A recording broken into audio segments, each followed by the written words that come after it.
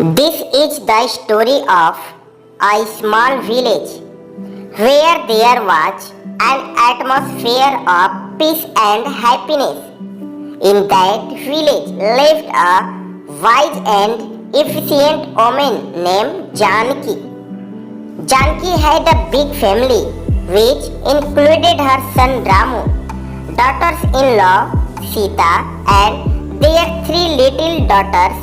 Janaki kitchen was famous in the entire village because she would make every dish with her own hands and make it taste amazing.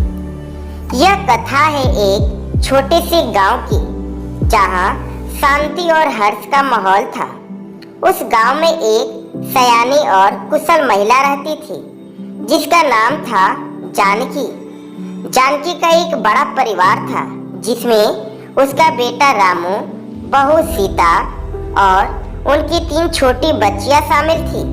Janaki की रसोई पूरे गांव में मशहूर थी क्योंकि वह हर पकवान को अपने हाथों से बनाकर स्वाद में 4 चांद लगा देती थी। Time passed and Janaki condition worsened as she grew old. She called her son and daughter-in-law and said, Ramu and Sita, my health is not good now. So I want you both to take charge of the kitchen from today. But remember, there should always be love and cooperation in this kitchen. समय बीतता गया और जानकी के अब बूढ़े होने के कारण उसकी हालत कमजोर होती गई। उसने अपने बेटे और बहू को बुलाकर कहा, रामू और सीता, मेरी तबीयत अब ठीक नहीं रहती, इसलिए मैं चाहती हूँ कि आज से रसोई की जिम्मेदारी तुम दोनों संभालो। लेकिन याद रखना, इस रसोई में हमेशा प्यार और सहयोग बना रहे। Ramu and Sita agreed and took charge of the kitchen.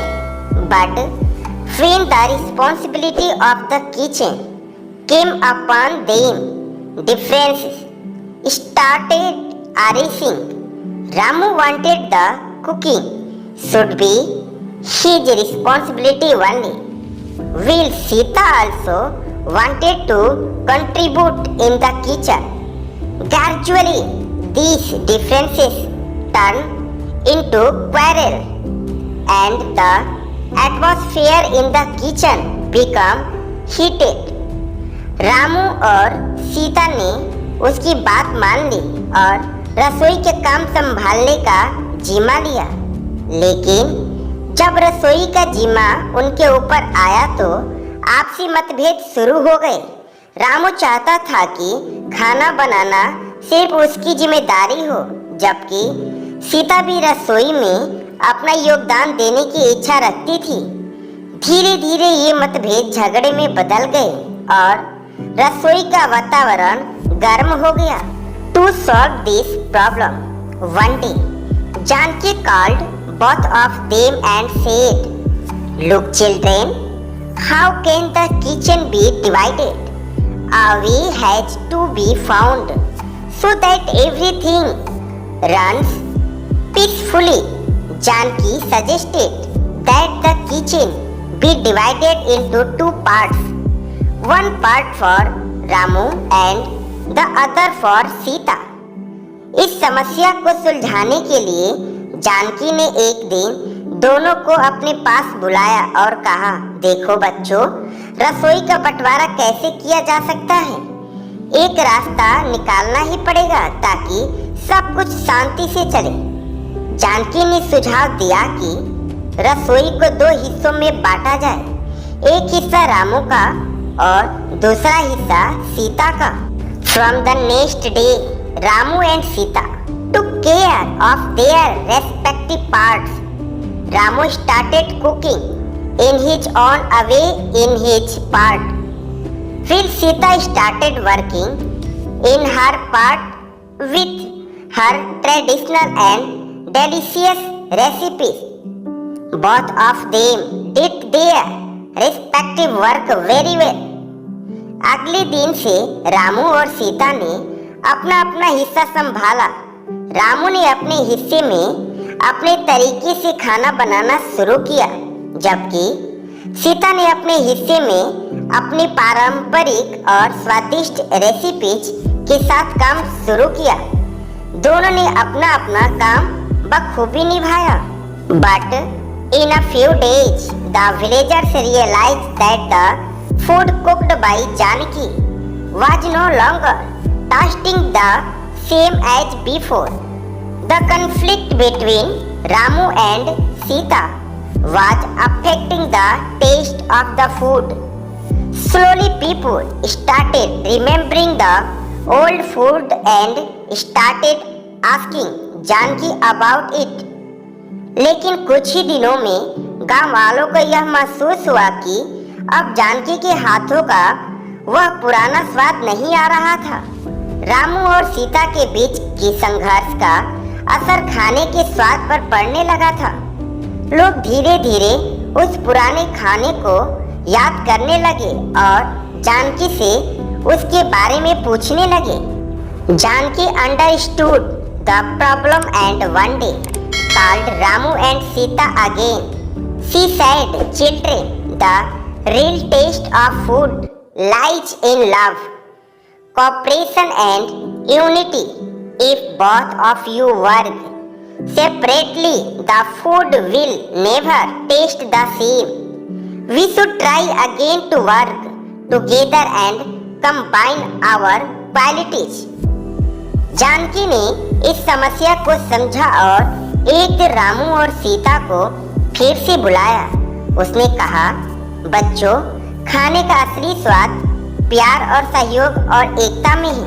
यदि तुम दोनों अलग अलग काम करोगे तो खाने में वह पहले जैसा स्वाद कभी नहीं आ सकेगा। हमें फिर से कोशिश करनी चाहिए कि दोनों मिलकर काम करें और अपने अपने गुणों को मिलाएं। Ramu and Sita took Janaki advice and decided to work together again. This time they planned to work together.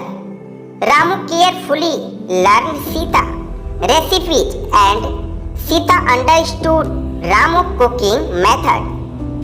The two started cooking together and slowly the kitchen regained its old taste.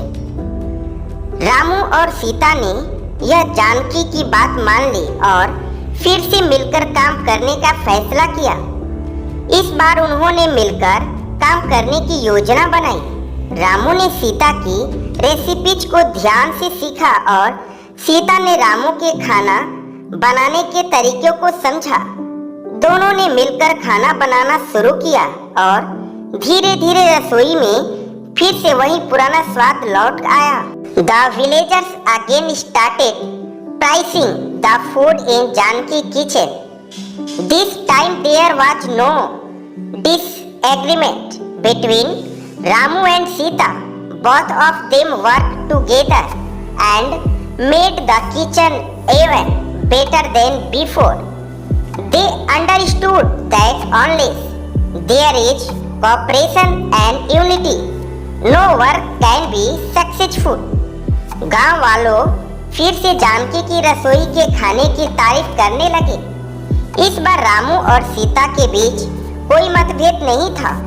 दोनों ने मिलकर काम किया और रसोई को पहले से भी अधिक शानदार बना दिया।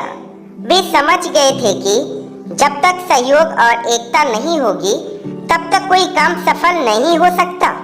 10. The division of the kitchen now turned into unity and cooperation. With Janaki blessing and the hard work of Ramu, Sita, their kitchen became the most famous kitchen in the village. Janaki taught them that love, cooperation and unity are very important to succeed in any work. इस प्रकार रसोई का बंटवारा अब एकता और सहयोग में बदल गया। जानकी के आशीर्वाद और रामू सीता की मेहनत से उनकी रसोई गांव की सबसे प्रसिद्ध रसोई बन गई। जानकी ने उन्हें यह सिखाया कि किसी भी काम में सफल होने के लिए प्यार, सहयोग और एकता बहुत महत्वपूर्ण है।